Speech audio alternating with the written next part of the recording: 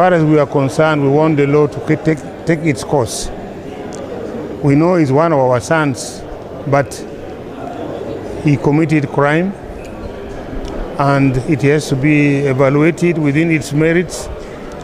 And if he is to face the law, he is to do so. We do not support blindly anybody who commits crime because he happens to come from our sub-region, from our area, as some people are doing. We want the law to take its course. The ICC is bringing those who committed atrocities in northern Uganda to book. And for us as leaders in northern Uganda, we strongly believe that all those who committed atrocities, the perpetrators of atrocities in northern Uganda, will be tried, and they will be all must be accountable for the crimes they committed in northern Uganda.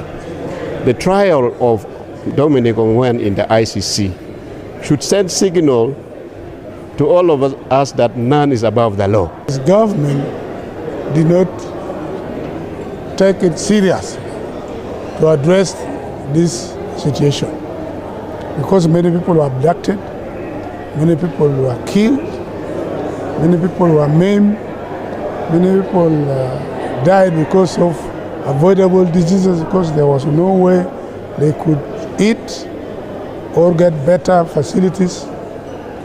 And then finally many people were all in informers IDP camps. This has left us thinking that we were not protected. If you do something bad, you will be arrested, you will be taken to court, and you will be tried. And there is trial, by the way, in the Hague. Number one, it is fulfilling the law. Number two, it is one way of promoting justice.